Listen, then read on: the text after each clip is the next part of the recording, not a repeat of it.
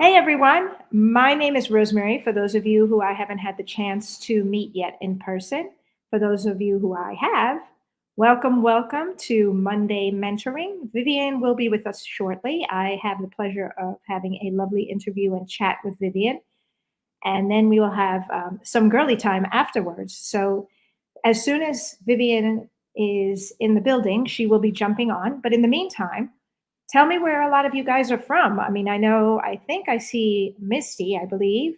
And who else is joining us today? Just put yourselves in the chat because I cannot see who's here. But we're really excited because today we're going to be talking about great beginnings and how they last a lifetime. And because I have the chance to have been with Vivienne for so long, I've learned so much from her, not only technically, but also personally, because it has given me an opportunity to really become comfortable within my own skin, as well as establish myself as a person of creativity and artistry. For those of you who haven't gotten a chance to know me, I actually started in the salon, much like a lot of yourselves, and I had always watched Vivienne from a distance. So she was a what we call a um, non-visual mentor to mine because I had some books that she had created that really inspired me when I was starting in my career.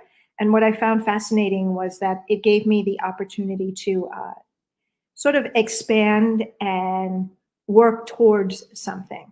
Now, I never knew that I was going to have the opportunity and the pleasure of getting to meet Vivienne live. She was a guest in the salon that I worked for at the time.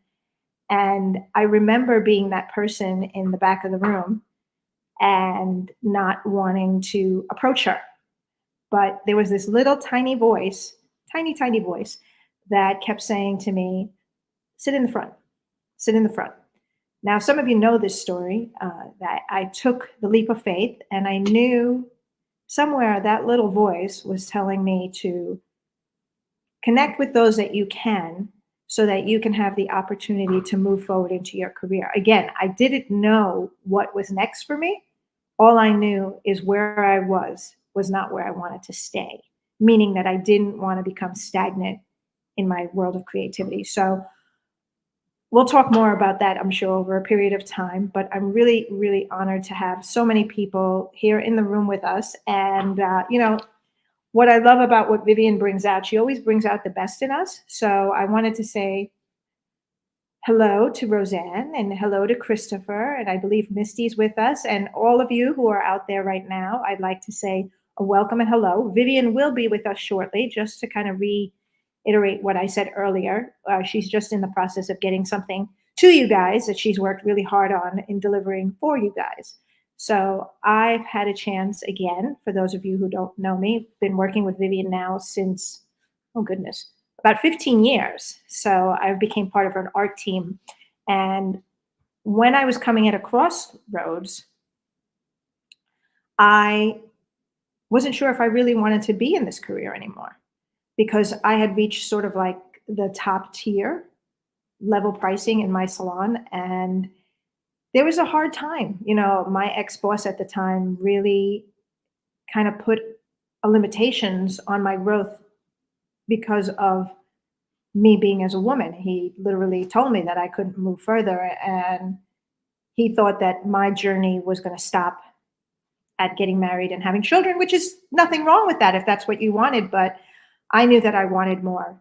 So I needed to seek mentors and I needed to look for people who were bigger, better, stronger, smarter, faster, more talented, just about every component of the world of growth. And I was fortunate enough to have been exposed to Vivienne and her work. And I was so beyond delighted. And I was willing to give up whatever I had to do. And I was already established in a very fast pacing moving salon. And I was there for about a good 10 years or so before I knew that I needed to make a shift.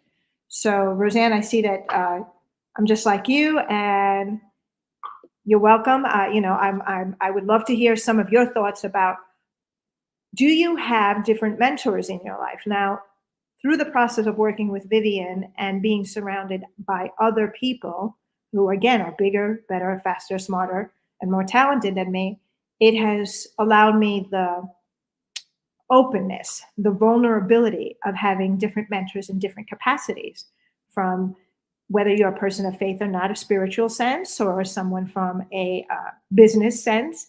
I have since my careers, now I've been doing hair for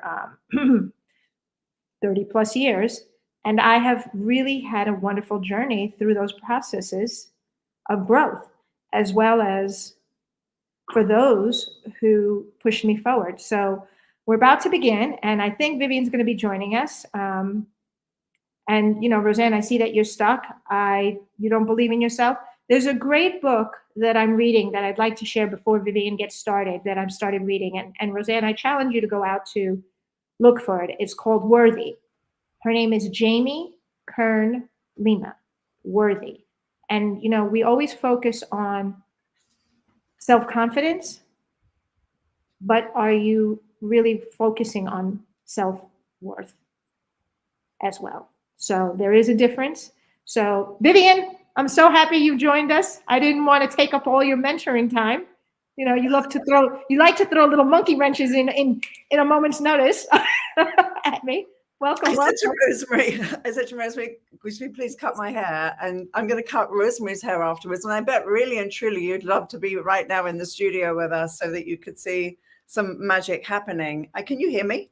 I can hear you, and you look amazing. Yes. And I had a technical issue. Both of my computers crashed at 2 minutes to 4. So forgive me for being a little bit late, but we're ready to rock and roll. I'm thrilled that Rosemary's here. As you know, she's been in my life for quite some time. She's a member of my art team. She is an inspiration to me. We've had some incredible trips together. And as she said, she was that shy person in the back of the room that did not usually go into the front row. And this time she did. And long story short, Rosemary's been around the world with me. She's stood on stages with me. She's been on photo shoots with me. She's been in so many wonderful situations. And the most important thing of all, our friendship. That's the most important thing. And we just love cutting each other's hair. It's quite hysterical, actually. So today, what I wanted to do was share with you a story and build upon this story in future mentoring sessions. And I thought, what a good place to begin, the beginning and how that all started. So I said to Rosemary, let's just explore the first 3 years of my career and what that did and what my whole process. And I know that you were mentioning earlier that Roseanne's feeling a little stuck. So Roseanne, we dedicate this to you this evening, and we hope that it really is inspiring. Hi, Christopher. Do you prefer to be called Chris or Christopher? Great to have you here. And let's get started. Hi, Misty. So I thought we would start off with talking about where it all began, the London College of Fashion. Yes. And, I have to tell you, and guys, I had not seen the beautiful presentation, so I'm looking at it the first time like you guys. So Vivienne, tell me about your College of Fashion. That is absolutely different from the school that I went to. Mine was very dated. Yours is quite fabulous looking. So please share your journey. Well, the most powerful thing that my mother said to me was, you must talk to a very dear friend of the family, Denise, who at that time she was a secretary for a major celebrity, and I don't know whether any of you will even know him, but you should actually go to YouTube and check him out. Cliff Richards. He was very famous in the UK all those years ago, and so she was really the it girl. She was working in London. She was knowing all the places and the right things to do. She was very connected. And she said, Vivi, darling, whatever you do, go to the best of the best and don't dilly-dally. And before college, I was a dancer. I danced professionally. And I realized in one of the performances that I did that my career as a dancer had a very short life. And obviously, youth is a friend of a dancer. And as you age, and I was 19, and I thought I was 18. I thought I'm really old and my ballet career, my dancing career is over. And one of the things that I always found fascinating about being a performer is that the cast would come off of the street in their street clothes, go into their dressing rooms, change, hair, makeup, all that sort of stuff, costume, and they would step into this character. And I thought, wow, that's so powerful, how they've been transformed and how costume really, really did help you get into character. And so I thought, wow, that would be so interesting to learn how to be a makeup artist. And then I started to go down this sort of rabbit hole of all the different ideas. And I thought, well, I'm going to become a makeup artist for film, theater, television, whatever happens, right? And that was the beginning. So this friend of ours that said, Vivi, darling, great beginnings last a lifetime, and you've got to go to the best of the best. She introduced me to a lady, Chrissy Beveridge, who was at that time the head of the BBC. And the BBC has always been known for their period dramas, you know, the Jane Austen period pieces. And still to this day, if you check out the BBC and some of the incredible masterpiece productions that they do, they were very known for that. And she said, you go to the London College of Fashion and everything else will be taken care of. I thought, oh gosh, that sounds really exciting. She said, you will get a job at the BBC should you graduate from the London College of Fashion, because that's where they take their people from. So there's part of me, the dancer, that thinks, well, I'm still kind of connected to dance. I'll still be connected to the performing world, etc., etc. So I went to the London College of Fashion and I went for my interview, and the college was known for, clearly, fashion, and this is them today, but back then they were producing fashion collections, etc., and they were known for their work in film and on stage, on the screen. That's what they were known for. So I go for my interview to see if I will be accepted, and I'm not accepted. And I'd never had rejection before in my life. Actually, I hadn't even at that point, had I been rejected by men? There must have been a few boys that broke my heart. There clearly must have been. Yeah, there must have been. I don't really remember though. I think that came later, the rejection of men. So anyway, I'm rejected. And she said, no, you don't have the hands of a hairdresser. So I'm looking at my hands thinking, what do hairdressers' hands look like? Because these are obviously not hairdressers' hands. And she said, no, you don't have enough qualifications to come to the London College of Fashion. You need to go away. And she said, if you want to come back here, you'll come back next year with all of these qualifications. So off I went. I thought, oh no, I was devastated. And so my mum and dad were my mentors and my encouragers. They said, well, listen, you know, go and get the qualifications that you need and then go back. So I went, I studied for a year, got my qualifications, went back, and I was accepted. And that was the beginning of a 2-year program. I suppose by American standards, it would be classified as a bachelor's degree that I came out with. So I learned theatrical hair. I learned everyday hair. I learned how to make wigs. I learned the theatrical base. That is why the BBC took people at that time from the London College of Fashion. One of the most important things, and I didn't give it the merit that I did, unfortunately, was that we studied the history of hair. And we had a textbook, which was the first 5,000 years of hairdressing. You can still get that book. And we started with the Egyptians and we worked our way through. And I thought, oh my gosh, this is going to be a long, long thing. But we were taught why fashion happened, either through a revolution, social change, economic change, celebrities, or in that time in the beginning, aristocrats, royalty, how they were the influencers, and how fashion and costuming said something about who you are and who you are not. And truthfully, it's no different than today. Your costume, your fashion is a status as to who you are, your values, what you want to be in the world and what you don't want to be in the world. So if one shows up sort of unkept, casual, relaxed, or that fabulous word lived in, which I think now is getting very lived out, and let me know in the chat whether you agree with that, that's a status symbol. of I'm going to live undone, and that is it, right? So Mhm. that was the world that we lived in, and it was kind of interesting. So from there, 2 years at the London College of Fashion, in my summer holiday, which was 6 weeks, I went to Vidal Sassoon's because, again, my same mentor said, well, Vivi, darling, you've got to be modern. And if you want to be modern, you've got to go to the only place in the world, which was Vidal Sassoon's. Oh my goodness. So I went there and I did a month's training, and it was so different to anything I was learning at college. I was like, and it was like Sassoons were the powerhouses. They would have people before I joined queuing to get into Sassoons.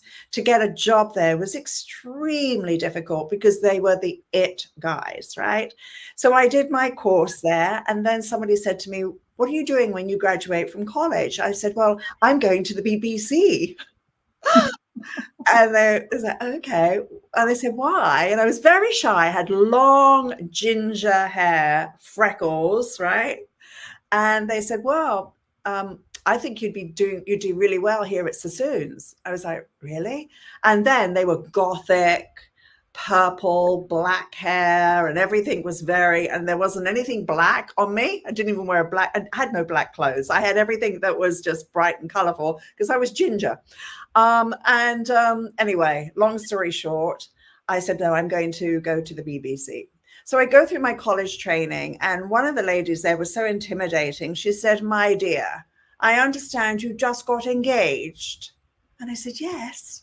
She said, well, no engagement, no marriage lasts at the BBC. So she said, don't even bother. And I'm like, but I'm in love with him. I'm 19 years old. I'm in love with my fiance. And she's telling me that no marriages last at the BBC. Wow. Well, Rosemary, my marriage didn't last, but it wasn't because of the BBC. And she said, oh, and you have grand ideas about going to the BBC. Let me tell you, dear. She said, you will powder bald heads for at least a year. You'll work in the news department. And I'm thinking, I'm going to powder men's bald heads? How creepy is that, right? Because they sweat a lot, right? So you're powdering and powdering and powdering. And I thought, that's what the BBC's like. So meanwhile, Chrissy's saying to me, listen, you just get yourself in there. I will make sure. And I was very intimidated. I was intimidated by what I was told. But there's a very important story that I'm going to tell you right now, which is this. There's a difference between aptitude and attitude. And my aptitude for originality was strong. My aptitude for continuity, same thing over and over and over and over again, which can be the film, theater, TV world. Character hasn't changed, needs to be the same, needs to be the same, needs to be the same. I didn't have that gift. I didn't understand it. And when they said, well, you'll be doing that same look, for a year, I was like, I don't want to do that same look for a year. That's boring. So that was an aptitude. Now my attitude was not serving me. So Roseanne, you're saying about, feeling a little stuck.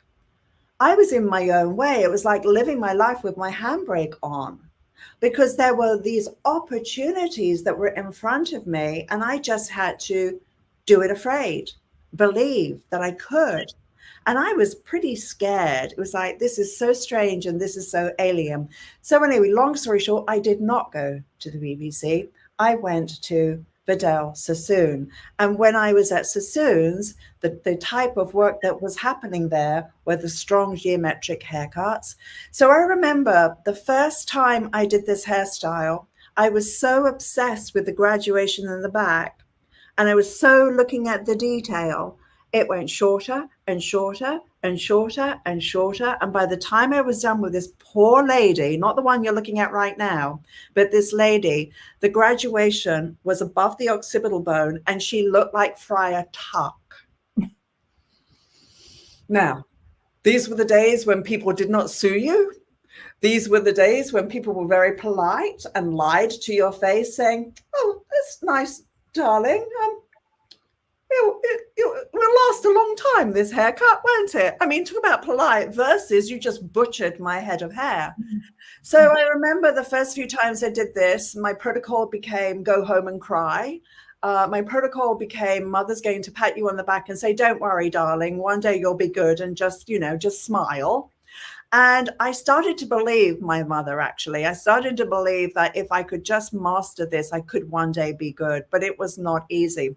So what have I said so far? The first thing is great beginnings last a lifetime.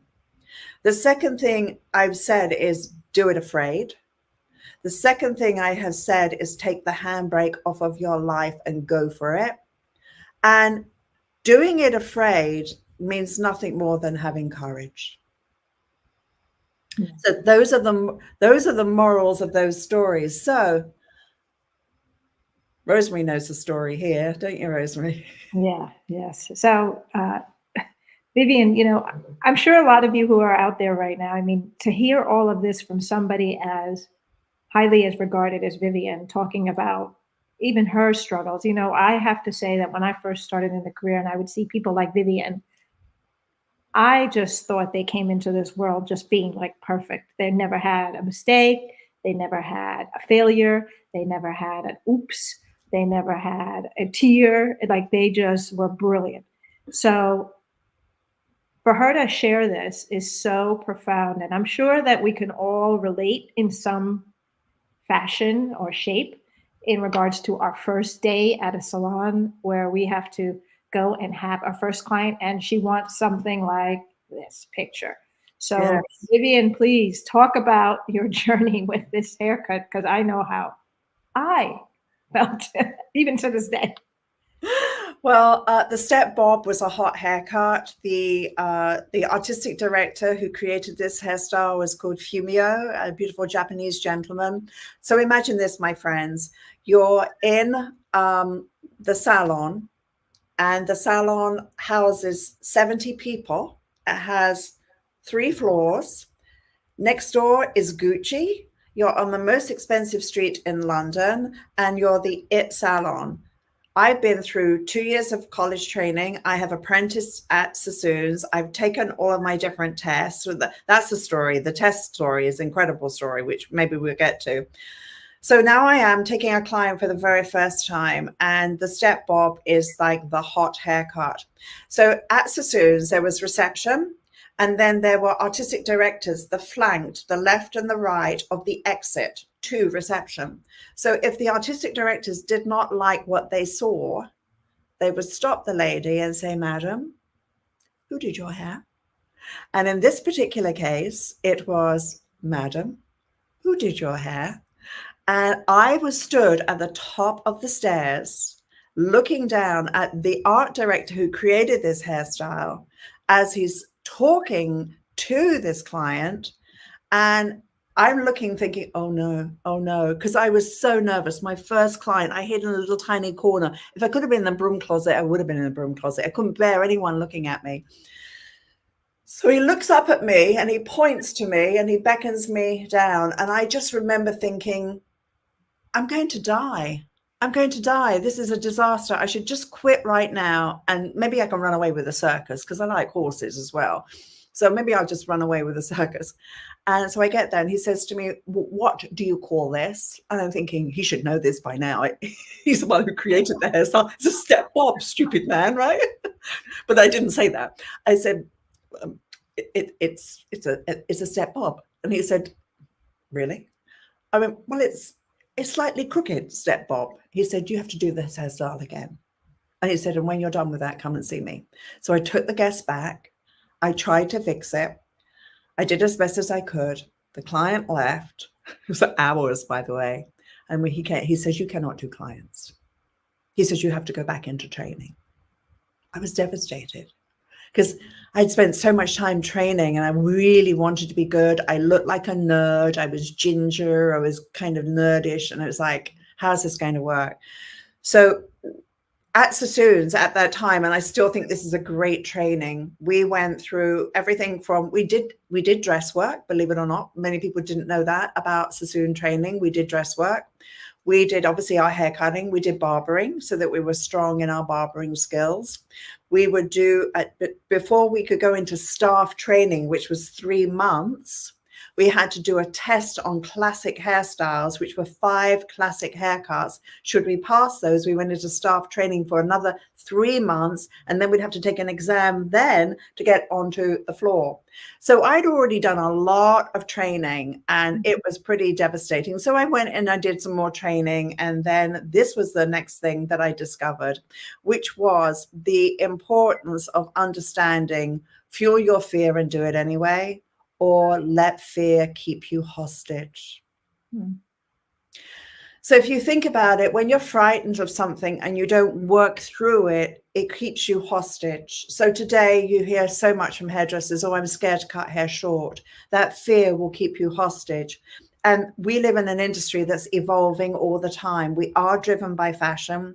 We are in an ever-changing industry, so we can never stand still. And if you think about long layered haircuts, balayage and ombre, which on the right person, stunning. On the wrong person, not a good idea. And everyone's got on the bandwagon of that look, and it now looks dated. It doesn't look fresh anymore. So what's going to be the next trend? Hair cutting and clever creative placement. So don't, whatever that fear may be, and we all have it, you just do it afraid, right? Do it afraid. Yep. What are your thoughts about that, Rosemary? Well, I think about, I'm reading here what Rosanna is talking about, that she wants to get into a place to get out of depression because she doesn't believe in herself anymore, and I can understand that because I remember working with you and going through the trainings that you had put me through. It pushed me. And you said something that I still remember to this day, so many years ago, Rosanna, and I hope that this reads to you. And it says, what is it that you're doing now that's working for you? Basically, you were saying, so how is that working for you?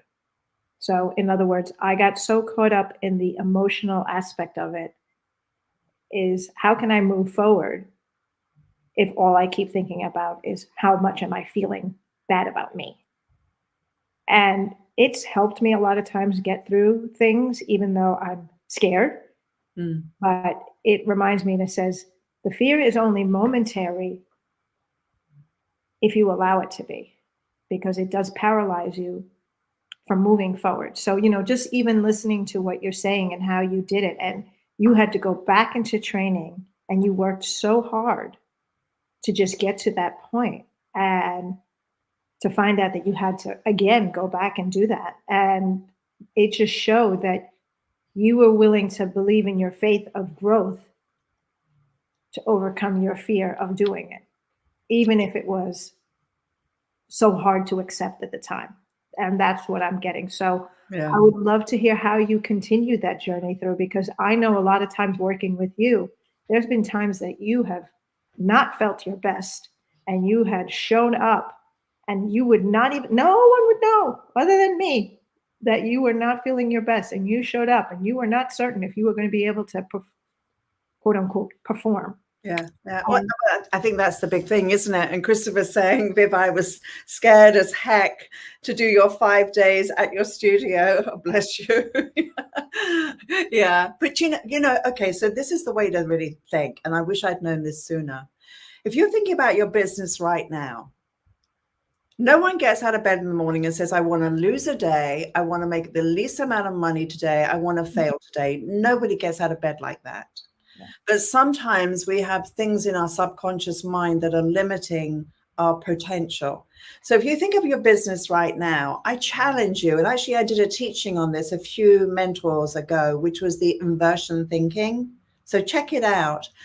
If you think about, for example, I'll give you my example. I'm right now developing an app, and it has the potential to be revolutionary. One of the things I'm going to be doing soon is writing out everything that I should do for it to fail. what are all the things I should do, write down, that will make this a failure? So if I hire a very poor marketing person, if I don't have, you can write all the lists of, okay, so my social media is terrible. I mean, I have great marketing and I have great social media. I have a wonderful team who works with me. I have my beautiful Patricia. I have my wonderful Jan. I have Maria. I've got some quality people, but what if they weren't that? And so if you look at the inversion way of reversing something, everything to make my app fail, and I write a list, insufficient funds, poor technology, the list goes on and on and on and on, right? So when you reverse something, so say, for example, you have a fear of cutting hair short, or you have a fear of, well, let's stay with cutting hair short. Then you write out the list. Well, then if I'm going to fear cutting hair short, then I must not study anything. I will just look at Pinterest and Instagram, which is like a 30-second, 15-second reel. And that clearly is inspiring, but that doesn't teach you how to do that hairstyle. Mm-hmm. So if you start to write all the things actually you shouldn't do, like not investing in yourself, not really learning your fundamentals, not practicing, not getting out that mannequin head, not showing up, all of those things, if you wrote the list, you'd be like, right, if I do all of those things, I will continue to feel the fear and I will fail. But the flip side of it is I'm going to invest in myself. I'm going to do this. I'm going to have my mentor. I'm going to practice. Even when I don't feel like it, I'm going to practice. That's the reverse of it. So going back to my story, what is interesting is that I went from being this nervous kid to one day standing on a stage for Vidal Saasoon. And I love this photograph because we're two poodles together. They say the law of attraction, and they say we often look like our clients, or our clients end up looking like us, right? We put our own hair on them. Clearly, not only did I put my hairstyle on this lovely lady, we're even wearing the same chandeliers. I mean, the earrings were almost the same too. So I'm literally like that. But when Saasoon's asked me to step on a stage and perform, I was like, what? I will stand on a stage. Now, in the beginning of this, I told you I had a dancing career.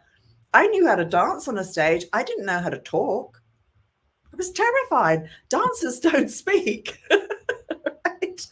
And I was like, oh my gosh. So my very first show, with no training on public speaking, with no training about stage, other than I knew how to perform as a dancer, we're in Wembley Arena. And it's a big venue and the huge screens. So as I step onto the stage and I start cutting the hair, I see my hand on the screen and my hand is doing this. I am so scared. I can't keep my hand still to cut. And then I look up on the screen and I go, oh my gosh. And my freckles are popping out. Like, I mean, everything was so large and I'm just going, oh, oh. And then they come to me and they say, and what are you doing? And I'm like, and it was the first time I'd heard my voice through a microphone. And it was like, that feels really weird. So I got through the whole thing. I don't know how. I almost fell off the stage, which was ridiculous. And so what's the moral of this story? That by working hard and just going for it and practicing and taking the failure and taking the failure and taking the failure, but learning from the failure. So I think the big thing here that I want to share is never forget the lesson, but try and forget the pain, because the pain will keep you stuck and the pain will distort. But if you learn the lesson, it's amazing what can happen. So then I went rogue. Then I went absolutely bloody crazy. I started to do all this creative stuff. And bear in mind, I was the ginger nerd with the long red hair, but as soon as they cut it off and then it went shorter and shorter. And you saw I was clearly a poodle. But I started to just use my imagination and my creativity. And then, of course, being with Vidal and meeting him, this is years later. And we did a book signing together and I developed a very close relationship with Vidal. And he actually, if you haven't seen the documentary with Vidal Trevor Sorby and Robert Labetta. It's called The Legends, and it's a pretty cool documentary. So all these years later, I call Vidal and I ask him if he will be in my documentary. Now, I had no experience in filmmaking. I had no comprehension about that whole world, but I just knew that I was blessed enough to be around the hair giants. And should I not share their story with everybody? Because surely there'll be questions that you would have that you'd love to ask. And even today with celebrity and influence and so on, sometimes it's really hard to get to them and to be able to actually ask them the questions. So I thought if I could be the ambassador of hairdressers and ask them, then that would be amazing. Did the documentary. It was incredibly successful. And one day I was in my flat in New York, and I get a phone call and I say, hello. And he says, hello, Viv. I say, who's that? He said, it's Vidal. Who? Vidal Saasoon. Who's called my phone? Oh my gosh, it's Vidal Saasoon. And he said, I just wanted to let you know how proud I am and honored that I was in your film with two incredible hairdressers. And thank you. And it meant the world to me that my hero had called me.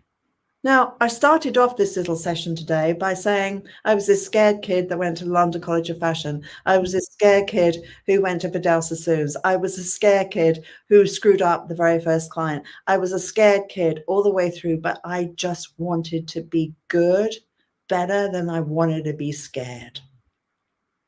And I worked hard because I had a ballet background. And in ballet, you push through the pain. In ballet, you do it over and over again. I had a work ethic that was so strong. Failure was not an option. And that's so to go from that. And then I remember when I was with Vidal, I just felt so, so special. Now, I told you I was terrified to stand on a stage. Years later, I'm in Barcelona at the Salon Business Awards. And in the front row is Vidal Saasoon, Horst, who was the founder of Aveda, Paula Kent Meeham, who was the founder of Redken, and the list goes on. They were in the front row. I walked out onto the stage and I thought, oh my gosh, look at these guys that are there, these icons. And it was like, you can do it, Viv. You can do it. Feel the fear and do it anyway. And I did it. And I can't say it was easy, but it was pretty extraordinary. So what I do know is that to have experiences like this, they're worth their weight in gold. Now, I mentioned that I was scared of cutting hair and I wasn't very good. Years later, I've refined my skills and refined my skills. And then I'm thinking, I don't want to do it with scissors anymore. I want to do it with a razor. This haircut is 100% razor haircut. And when I was doing it, I had another wobbly, had another moment. Is it going to work? Is it going to work? And the irony is that it won the North American Hairdressing Awards in the Masters category. So it just goes to show you that had I stopped at every failure, I would not be talking to you today. My life would be very different. Could be better, could be worse. I don't know. But what I would say is in summary of today, great beginnings last a lifetime. Learn from the best of the best of the best. Have mentors in your life because it's so important to have mentors. Believe in what's possible. And don't shortchange yourself because of what you're experiencing today. Because if you live your life with a handbrake on, you're missing so much. And every day is a blessing. One of the things I look at today is where is my, I've lived in a scarcity mindset as an entrepreneur because it's hard to be an entrepreneur. And the stats for those who succeed as an entrepreneur is so tiny, so tiny. And those who are profitable as an entrepreneur is so tiny. So you get beaten up as an entrepreneur, right? And you can easily start thinking about scarcity and lack. And I have to say to myself, I have abundance. I have abundant love in my life. I have abundant friends. I have wonderful people that I'm training and coaching. How lucky am I to have that? And to get into that mindset of abundance versus lack and scarcity, because we are energy, an energy field, right? That lives in a physical body. But the energy, the law of attraction and what we put out there will come back. So I encourage you to feel the fear and do it anyway. Think about the abundance that is in your life right now, and think about what the next step will be in your career to elevate you from where you are. If I can help you and serve you, and if Rosemary can help and serve you, it would be an honor. It would be an absolute honor. And that's what we do now. So when people, feel intimidated around me or something like that, I always think, well, that's a bit silly because I'm so normal. I have mistakes and I have good days and I have bad days, right? So for those of you who want to see the next little chapter in the journey, we're going to carry on. So that I gave you the first 3 years, but we are going to go through more times in my career where there's incredible stories to be told. But for those of you who are not familiar with my world, my website's viviennemackinder.com. You can find me on Instagram and on Facebook. It's the same name. And that's where you can find me. And if you really would love to experience my education, you can actually go to our website. You can either book a call with one of our team members. You can also sign up for being a guest at one of my virtual workshops. We just had somebody this afternoon who came in and was a guest. So you can come in and see my amazing students, my amazing hairdressers working, and see that you're not alone. We're all going through the highs and the lows. And what I want you to always remember, just because someone may appear to have maybe more success than you, doesn't mean you can't have equal or more.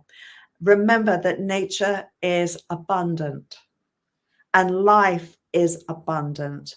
And it's a human trait to think small and little, but the universe doesn't think that way. So step into your greatness and don't do it alone. That's why we have these wonderful sessions to inspire you and to help you on your way. So I want to thank you, Rosemary. What's your takeaway from today?